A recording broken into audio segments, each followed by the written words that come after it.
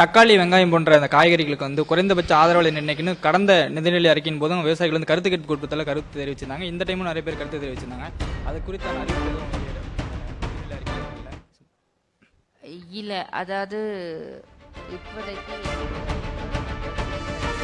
But ஆனால் வந்து நாங்கள் இந்த வருஷம் என்ன பண்ணியிருக்கோம்னா ஒரு ஏரியா பிளானிங் பண்ண சொல்லியிருக்கோம். எந்தெந்த ஏரியாவில் எவ்வளோ விதை வைக்க போகிறோம், நிறைய அவுட்ரீச் ப்ரோக்ராம் பண்ணி அதோட க்ரோத். பிகாஸ் விலை வீச்சுங்கிறது நம்ம பயிர் வைக்கிறதுனால மாத்திரம் இல்லை, வெளி மாநில வரத்துனாலையும் வருது. அதனால அதுக்காக ஒரு ஆக்ஷன் பிளான் போட்டுட்டு we want to facilitate the farmers. அதுக்காக தான் நம்ம அந்த வேல்யூ அடிஷன் எல்லாம் கொண்டு வரோம். அதாவது விலை குறையும் போது கோல்ட் ஸ்டோரேஜில் வச்சுக்கலாம். So we are popularising cold storage.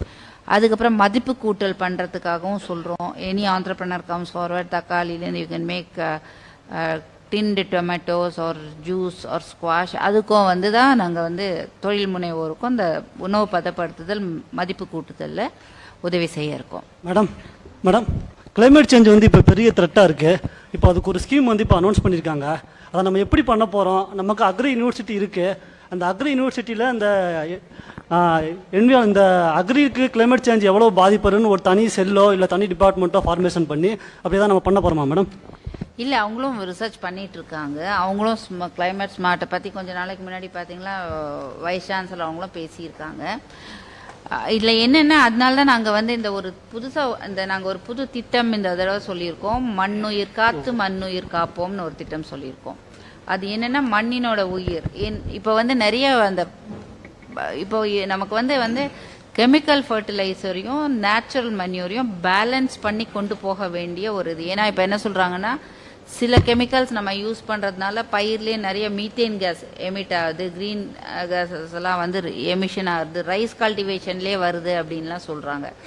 So இப்போ நாங்கள் அறிவிச்சிருக்கிற திட்டம் என்னென்னா அந்த மாதிரி கிளைமேட் ஸ்மார்ட் வில்லேஜை எடுத்து அது பேலன்ஸ் பண்ணி, அதாவது கெமிக்கல் அது ஃபுல்லுமே நம்ம அதை வீட் அவுட் பண்ண முடியாது. நாங்கள் ஃபுல்லாக ஆர்கானிக் போகிறோம்னு சொல்லல.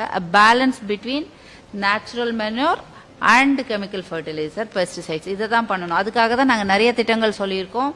இந்த மாதிரி வந்து வேப்ப மரத்தை ப்ராப்பகேட் பண்ணுறோம். ஏன்னா இப்போ வேப்ப மரமே இல்லை, வேப்பம் புண்ணாக்கும் இங்கே அவ்வளோவா கிடைக்கிறது இல்லை. ஸோ இப்போ ஒரு நாள் நான் கேட்டதுக்கு என்ன சொன்னாங்க, வேப்பம் புண்ணாக்கு எங்கேருந்து வந்தால் குஜராத்லேருந்து வருதுன்னாங்க. ஸோ அது ஒரு நம்மளுடைய பாரம்பரிய மரம். அதனை நம்ம அதிகம் வளர்த்தோம்னா அந்த வேப்பம் கொட்டைகளை எடுத்து நம்ம வேப்பம் எண்ணெய் பண்ணும்போது, வேப்பம் புண்ணாக்கு பண்ணும்போது நமக்கே அது கிடைக்கும். அதனால தான் வந்து இந்த திட்டங்கள் நாங்கள் கொடுத்துருக்க திட்டம் எல்லாமோ இந்த ஸ்கீம்ஸை ஒட்டியே கொடுத்துருக்கோம். அதே மாதிரி அப்புறம் பார்த்தீங்களா நொச்சி ஆடாதடை போல் நேர பயோபெஸ்டிசைட்ஸ் அதை வளர்க்கலாம். யார் வந்தாலும் அதை கொஞ்சம் ஏரியாவில் ப்ராபகேட் பண்ணினோம்னா அதாவது வந்து நம்மளால முதல்ல எடுத்த உடனே எல்லாரோடையும் போய் சேர முடியும். அதனால டெமான்ஸ்ட்ரேஷன் பிளாட்ஸ் போட்டு இந்த கிளைமேட் ஸ்மார்ட் வில்லேஜில் ஒரு டெமான்ஸ்ட்ரேஷன் பிளாட் போட்டு அவங்களுக்கு சொல்லி கொடுத்து at the end of the day வந்து சீயிங் இஸ் பிலீவிங். நம்ம என்ன பார்க்குறோமோ அதை தான் நம்ம நம்புவோம். அதனால அதற்காக வேண்டி இந்த திடல்களை எல்லாம் ஏற்படுத்தி அதில் இந்த டெமோ பண்ணி பண்ணுறது தான் எங்களோட திட்டம். மேடம் டிசாஸ்டர் மேனேஜ்மெண்ட்டை பொறுத்த வரைக்கும் அந்த வறட்சி தணிப்பிற்கான நிதி மட்டும்தான் ஒதுக்கி இருக்கு. இப்போ ரெயின்ஃபால் பேட்டர்ன் வந்து கண்டினியூஸாக மாறிக்கிட்டு இருக்கு.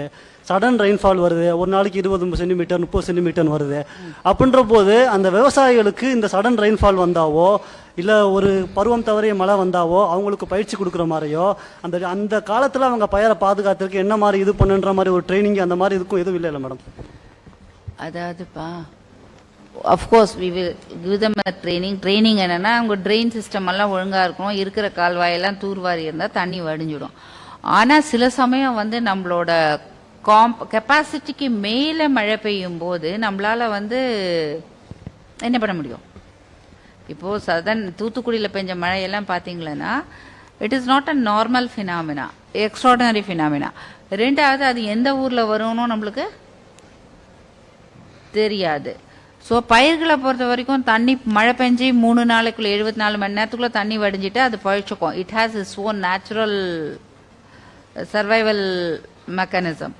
அதுக்கும் மேலே போகும்போது அதுக்கு நம்ம என்னத்தான் திட்டம் போட்டாலும் அதில் எவ்வளோ நம்மளால் சக்ஸஸ்ஃபுல் ஆக முடியும்னு எனக்கு தெரியல.